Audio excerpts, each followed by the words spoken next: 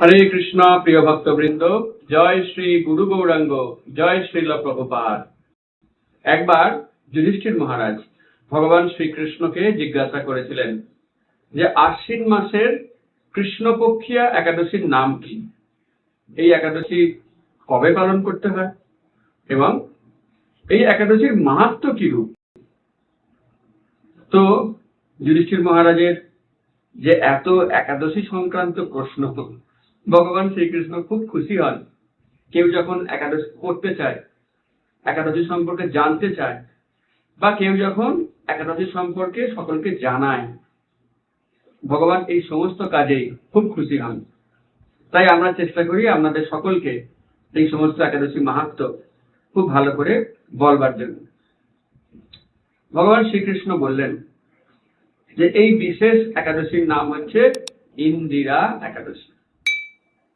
আর এই একাদশী করলে যিনি একাদশী করছেন তার তো মঙ্গল হবেই, সমস্ত পাপ দূর হয়ে যায়, বিশেষ সুকৃতি অর্জন হয়, এতে কোনো সন্দেহ নেই। কিন্তু এই একাদশীটার আরেকটি অতিরিক্ত মাহাত্ম্য, যিনি একাদশী পালন করবেন তার পিতৃপুরুষ হয়তো নরকে গেছে, ভীষণ কষ্ট পাচ্ছেন, নরক যন্ত্রণা ভোগ করছেন, সেই পিতৃপুরুষ পর্যন্ত উদ্ধার পায়, স্বর্গে চলে যায় নরক থেকে ডাইরেক্ট, এমনকি নরক থেকে সরাসরি বৈকুণ্ঠে যাওয়ারও সুযোগ তারা লাভ করতে পারে। তাহলে দেখুন ভক্তগণ, এটি একটি অত্যন্ত মাহাত্ম্যপূর্ণ একাদশী। আমরা যে আজকে জন্মগ্রহণ করেছি পিতা মাতার কল্যাণে, বা দাদু ঠাকুমা, আমাদের পূর্বপুরুষদের সকলের আশীর্বাদ আমাদের মাথার উপরে আছে, তাদের কষ্টার্জিত অর্থ আমরা ভোগ করছি। কেউ কেউ পূর্বপুরুষদের তৈরি করা বাড়িতে থাকছি, তাদের ব্যাংক ব্যালেন্স, জমি জমা, পুকুর মাঠ, এগুলি সব আমরা ভোগ করছি। কিন্তু তার বিনিময়ে আমরা কি দিচ্ছি? কেউ বলতে পারেন তারা তো এখন পরলোকে, অনেকেরই দাদু ঠাকুমা বা কারো কারো বাবা মা তারা পরলোকে, তাহলে এখন তারা তো আমাদের কাছে নেই, তাদেরকে আমরা কি বা দেব, কি করেই বা দেব? অবশ্যই আমরা দিতে পারি, এমন কিছু দিতে পারি যা মার্কিন যুক্তরাষ্ট্রের প্রেসিডেন্টও দিতে পারেন না। তাদেরকে নরক যন্ত্রণা থেকে আমরা মুক্তি দান করতে পারি, তাদেরকে স্বর্গলোকে যাওয়ার ব্যবস্থা করতে পারি, এমনকি বৈকুণ্ঠে যাওয়ার ব্যবস্থা করতে পারি। কিভাবে? সেটাই তো আজকের একাদশীর আলোচ্য বিষয়। কেবল ইন্দিরা একাদশী পালনের মাধ্যমে আমরা নিজেদের কল্যাণ করতে পারি, সমস্ত পূর্বপুরুষদের অশেষ কল্যাণ সাধন করতে পারি। অতএব ভক্তগণ, এই একাদশী কতই না মাহাত্ম্যপূর্ণ। বস্তুতপক্ষে সমস্ত একাদশীর এমন প্রচুর মাহাত্ম্য রয়েছে, আপনারা অলরেডি জানেন যারা প্রতিটা একাদশী করেন এবং তার মাহাত্ম্য শোনেন। তাই আমাদের বাদ বিচার না করে সমস্ত একাদশী খুব নিষ্ঠার সঙ্গে পালন করা উচিত। এবং এই ইন্দিরা একাদশীর যদি কেউ শুধু মাহাত্ম্য শ্রবণ করে, তাহলেও সে সামবেদীয় যজ্ঞের ফল লাভ করে। শুধু শ্রবণ করলেই এত লাভ, তাহলে একাদশী পালন করলে কিনা লাভ। তো আমরা এখন একটা খুব সুন্দর সত্য ঘটনা শুনবো, যেটা কিনা সাক্ষাৎ ভগবান শ্রীকৃষ্ণ যুধিষ্ঠির মহারাজকে বর্ণনা করেছেন। ভগবান শ্রীকৃষ্ণ বলতে লাগলেন, প্রাচীনকালে একটি রাজ্য ছিল, তার নাম মাহিষ্মতি। সেই মাহিষ্মতিতে এক পরম বিষ্ণু ভক্ত রাজা রাজত্ব করতেন, তার নাম ইন্দ্রসেন। তিনি একদিকে খুব প্রজাবৎসল, অপরদিকে তিনি ভগবান শ্রী বিষ্ণুর পরম ভক্ত। তিনি ধর্ম নীতি অনুযায়ী রাজ্য শাসন করতেন। বলা বাহুল্য, তার এই সুন্দর শাসনে সমস্ত প্রজারা খুব সুখে জীবনযাপন করত। ভগবানের আশীর্বাদে তার বিপুল ধনসম্পত্তি ছিল, তিনি পুত্র কন্যা পৌত্র সকলকে নিয়ে খুব সুখে জীবনযাপন করতেন। তার পিতা অবশ্য পরলোকে গমন করেছিলেন। তো একবার এই ইন্দ্রসেন তিনি রাজসভায় বসে আছেন। অকস্মাৎ কি সৌভাগ্য, সাক্ষাৎ নারদ মুনি সেখানে হাজির হলেন। দেখুন ভক্তগণ, আমরা যেন এই সমস্ত চরিত্রগুলিকে কাল্পনিক বলে কখনো না মনে করি। ঐতিহাসিক চরিত্র। নারদ মুনি আজও তার বীণা নিয়ে অনন্ত কোটি ব্রহ্মাণ্ডে ঘুরে বেড়ান, সর্বত্র তার অবাধ যাতায়াত। যখন যেখানে প্রয়োজন মনে হয় তিনি সেখানে গমন করেন। রাজা ইন্দ্রসেনের সভায় হঠাৎ তিনি উপস্থিত হলেন। তো রাজা ইন্দ্রসেন তো বটেই, রাজসভার সকলে খুব সারপ্রাইজড হলো, চমকে উঠলো। সাক্ষাৎ নারদ মুনিকে দেখছি, আমরা কি ঠিক দেখছি না ভুল দেখছি? তাদের মনে হলো। যখন তাদের ঘোর কেটে গেল, তখন রাজা ভাবলেন, এখন আমার কি কর্তব্য? সাক্ষাৎ নারদ মুনি এসছেন, যিনি কিনা একজন ভগবানের প্রতিনিধি, ভগবানের সপ্তাবেশ অবতার, পরম বৈষ্ণব। অতএব তাকে সেইভাবেই স্বাগত জানানো উচিত। যেহেতু রাজা ছিলেন বিষ্ণু ভক্ত, তিনি জানতেন কেমন করে বৈষ্ণবদের ওয়েলকাম করতে হয়। তিনি পাদ্য অর্ঘ্য সহ ষোড়শ উপচারে নারদ মুনির অর্চন করলেন, তার চরণ ধুয়ে দিলেন, সে চরণামৃত সকলে পান করলেন, গলায় মাল্য দান করলেন। এত চমৎকার ভাবে নারদ মুনির তারা অর্চন করলেন, নারদ মুনি খুব সন্তুষ্ট হলেন। অতএব ভক্তগণ, শিক্ষা এটাই, যখন আমরা কোনো বৈষ্ণবের সঙ্গে মিলিত হব, বাড়িতে এলে আমরা তো তার গলায় মালা পরাবো, হ্যাঁ, তার সুন্দরভাবে বিভিন্ন ভগবানের প্রসাদ তাকে দেব, খুব ভালোভাবে তাকে আপ্যায়ন করব, পাদ প্রক্ষালন করতে পারি। আর যদি রাস্তাঘাটেও দেখা হয়, তখনও আমরা আমাদের সুন্দর ব্যবহার দিয়ে, বিনম্র আচরণ দিয়ে তাকে সেবা করব। আমাদের কর্তব্য হচ্ছে সমস্ত বৈষ্ণবদের প্রীতি বিধান করা, তাদেরকে সন্তুষ্ট করা। তারা যখন হৃদয় থেকে আমাদের প্রতি সন্তুষ্ট হয়ে যাবেন, আমরা না চাইলেও তারা আশীর্বাদ করবেন। বস্তুতপক্ষে বৈষ্ণবদের যে সন্তুষ্টি, সেটাই হলো আশীর্বাদ। তারা যে মুহূর্তে কারোর প্রতি সন্তুষ্ট হন, সেই মুহূর্তে আশীর্বাদ চলে যায়, অটোমেটিক চলে যায়। তো যাই হোক, ইন্দ্রসেন নারদ মুনিকে যখন ভীষণ ভালোভাবে শাস্ত্র মেনে, সদাচার মেনে, আন্তরিক উপায়ে আপ্যায়ন করলেন, নারদ মুনি খুব খুশি হলেন। তখন নারদ মুনি বলতে আরম্ভ করলেন যে, হে রাজন, আমি যমালয়ে গিয়েছিলাম। যমরাজ তার যে আলয়, যমালয়, নরকের কাছাকাছি যমরাজের অফিস, সেখান থেকে সকলের বিচার হয়, শাস্তি দান করা হয়। তো সেখানে বহু ব্যক্তির সমাগম ছিল যারা শাস্তিপ্রাপ্ত। নারদ মুনি বলছেন, আমি সেখানে আপনার পিতাকে দেখলাম, এবং আপনার পিতা খুব দুঃখে রয়েছেন। নরকে আর কে সুখে থাকে? শাস্তি পাওয়ার জায়গা, দুঃখ পাওয়ার জায়গা নরক। এবং আপনার পিতা আমাকে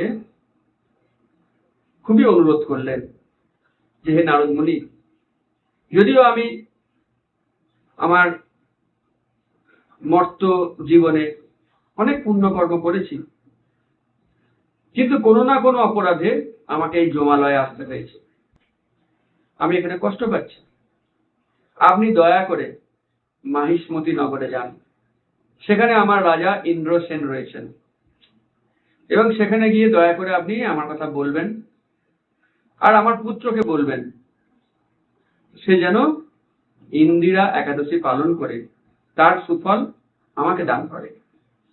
কারণ আমি নিশ্চিতভাবেই জানি যে এই ইন্দিরা একাদশীর এমনই প্রভাব যে ওই ব্রতর ফল পেলে আমি এই নরকের যে অত্যাচার, উৎপীড়ন, যন্ত্রণা, সেখান থেকে মুক্তি লাভ করে স্বর্গে গমন করতে পারবো। তাই মুনিবর, আপনি দয়া করে আমার পুত্রকে এই সংবাদ দেবেন। যখন নারদ মুনি এই কথা বললেন, ইন্দ্রসেন ঝরঝর করে কাঁদতে লাগলেন। আমার বাবা এত পুণ্যবান, তিনি নরকে গমন করেছেন, জমালয়ে তিনি যন্ত্রণা পাচ্ছেন, কষ্ট পাচ্ছেন, আর আমি তার পুত্র রাজ সিংহাসনে বসে আমোদ প্রমোদ করছি, সুখ ভোগ করছি, ঠিক আমাকে।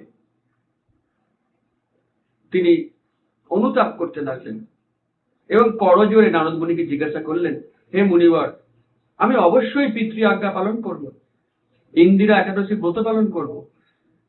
দয়া করে আপনি আমাকে নির্দেশ দিন, কিভাবে এই ব্রতটি পালন করলে আমার পিতার সর্বাধিক কল্যাণ হবে। নারদ মুনি ইন্দ্রসেনের এই পিতৃভক্তি দেখে খুব খুশি হলেন এবং তিনি বর্ণনা আরম্ভ করলেন কেমন করে একাদশী ব্রত পালন করতে হয়। তিনি শুরু করলেন দশমী থেকে। দশমীর দিন দুবার স্নান করতে হয়, মিনিমাম দুবার, এবং একাদশীর দিনও মিনিমাম দুবার স্নান করতে হয়, 3 বার করলে আরো ভালো। এবং একাদশীর দিন ভোরবেলায় উঠে ভগবানের মঙ্গল আরতি করতে হয়, ভগবানের অর্চন করতে হয়, সম্ভব হলে সম্পূর্ণ উপবাস পালন করতে হয়। তবে উপবাস মানে কেবল না খেয়ে থাকা নয়, উপমানে নিকটে, নিকটে বাস, কৃষ্ণের নিকটে বাস। কেমন করে? কৃষ্ণ কথা শ্রবণ কীর্তনের মাধ্যমে। তাই একাদশীতে আমরা অন্য কোনো কাজের প্রতি অত বেশি অ্যাটেনশন দেব না। ভগবানের কথা শ্রবণ কীর্তন, হরিনাম জপ, ভাগবত পাঠ, এইগুলিকেই আমরা বেশি গুরুত্ব দেব। নারদ মুনিও তাই বললেন এবং একাদশীর দিন খুব সুন্দরভাবে ভগবানের সেবা পূজা নিয়ে কাটানোর পর পরদিন দ্বাদশীর দিন আবার ভোরবেলা উঠে মঙ্গল আরতি করে সম্ভব হলে ব্রাহ্মণ বৈষ্ণবদের আগে ভোজন করাতে হবে, কিছু দক্ষিণা দান করতে হবে, তারপর তাদের অনুমতি নিয়ে নিজে পালন করা উচিত। এখন বলতে পারেন, আমি বৈষ্ণব কোথায় পাবো? সেই ক্ষেত্রে আমি আপনার আলেখ্যতে যে গুরু পরম্পরা রয়েছেন তাদেরকে প্রসাদ নিবেদন করবেন, তাদের অনুমতি নিয়ে আপনি প্রসাদ গ্রহণ করতে পারেন, অথবা মন্দিরের ভক্তদের কাছ থেকে মৌখিক অনুমতি নিয়ে প্রসাদ গ্রহণ করতে পারেন। যাই হোক, শরণাগতিটাই আসল বিষয়। যার যেরকম পরিস্থিতি তিনি সেরকম ভাবে করবেন, যেটুকুনি পারবেন। তেমন সবাই একরকম পারবেন না। এইভাবে নারদ মুনি দশমী, একাদশী এবং দ্বাদশী 3 দিন ধরে কি কি করতে হয় বললেন এবং তিনি উল্লেখ করলেন ভগবানের পূজা করতে হবে, ভগবানের পূজা করতে হবে, সারাদিন ভগবানের প্রার্থনা করা উচিত এবং দ্বাদশীর দিন ভগবানকে বলা উচিত যে আমার এই ইন্দিরা একাদশীর ফল আমার পরলোকগত পিতা অমুক নাম অমুক গোত্র তাকে প্রদান করলাম, দয়া করে আপনি তার পরম মঙ্গল করুন। এইভাবে ভগবানের কাছে সকাতরে প্রার্থনা নিবেদন করা উচিত। নারদ মুনি আরো একটা অতিরিক্ত আশীর্বাদ করলেন। তিনি বললেন, যদি আপনি বৈষ্ণবদের এবং ভগবানের পূজা অর্চনা করেন তাহলে নরক থেকে স্বর্গে কেন, বৈকুণ্ঠে যাওয়ার সুযোগ পাওয়া যায়। হরি বল। অতএব ইন্দ্রসেন খুব নিষ্ঠার সঙ্গে নারদ মুনির নির্দেশ মেনে ইন্দিরা একাদশী ব্রত পালন করলেন এবং তার ফল তার পরলোকগত পিতাকে দান করলেন। এবং অদ্ভুত ব্যাপার, আকাশ থেকে পুষ্প বৃষ্টি হতে লাগলো আর তার পিতা নরক যন্ত্রণা থেকে মুক্তি পেয়ে বিষ্ণু লোকে গমন করলেন। অতএব ভক্তগণ, আমাদেরও কতজন পরলোক গমন করেছেন আমাদের প্রিয়জনেরা, আমরা যেন এইভাবে একাদশী ব্রত পালন করে তাদের উদ্দেশ্যে সেই ফল দান করি। তারা যেখানেই থাকুন না কেন এর সুফল তারা অবশ্যই পাবেন। এবং তারা দুহাত ভরে আশীর্বাদ করবে। এইভাবে রাজা একাদশী ব্রত পালন শুরু করলেন। কিছু পরে তার রাজ্যের ভার পুত্রের হাতে নিবেদন করলেন এবং তার দেহত্যাগ হলো, তিনিও বিষ্ণু লোকে গমন করলেন এই একাদশীর ব্রত প্রভাবে। অতএব ভক্তগণ, এই একাদশী একটা মস্ত বড় আশীর্বাদ, মস্ত বড় আশীর্বাদ। দয়া করে সকলের কাছে প্রচার করুন, সকলকে বলুন যেন একাদশী ব্রত পালন করেন। আমরা প্রচার করছি, আপনারাও আমাদের সঙ্গে যোগ দিন, সকলকে ভিডিও শেয়ার করে দিন এবং অবশ্যই লাইক বাটনে টিপুন, তাহলে ইউটিউব এই ভিডিওকে আরো শেয়ার করবে। কমেন্ট করে জানাবেন কেমন লাগলো। কেমন? তো এরপরে আমরা পারণের সময় বলছি। আচ্ছা, একাদশীর তারিখটা আমাদের বলা হয়নি। 28শে সেপ্টেম্বর শনিবার এই একাদশী। আমরা পারণের চার্টে সমস্ত দেশের একাদশীর তারিখ কত, তার পারণ কবে করবে, কখন করবে, কোন সময়সীমার মধ্যে, আমরা সেই চার্ট দিয়ে দিচ্ছি। আপনারা খেয়াল করুন, এই চার্টগুলো দেখে আপনি দেখে নিন আপনার বাড়ি কোথায় এবং সেই অনুযায়ী আপনি কবে একাদশী করবেন আর পারণের সময়সীমা কি। যদি আপনি আমাদের হরিবাসরের হোয়াটসঅ্যাপ গ্রুপে থাকেন তাহলে এই টাইম টেবিল আমরা দিয়ে দেবো, আপনি সেখান থেকে ডাউনলোড করে নেবেন। যদি এখনো আমাদের হরিবাসরের হোয়াটসঅ্যাপ গ্রুপে যুক্ত না হতে থাকেন তাহলে আমরা যে ফোন নাম্বার দিচ্ছি সেখানে মিসড কল দিন অথবা হোয়াটসঅ্যাপ করে লিখুন যে আমাকে যুক্ত করুন, তাহলে আমরা আপনাকে যুক্ত করে নেব। আপনি বিনামূল্যে অনেক কোর্স করতে পারবেন, ক্লাস করতে পারবেন, কুইজে অংশগ্রহণ করতে পারবেন এবং সর্বপ্রকার পারমার্থিক গাইডেন্স পাবেন। তো ভক্তগণ, পুরো ভিডিও শোনার জন্য আপনাদের অনেক ধন্যবাদ। আপনারা খুব মন দিয়ে খুব ভালো করে একাদশী ব্রত পালন করুন। হরে Krishna. Hare Krishna, Hare Krishna, Krishna Krishna.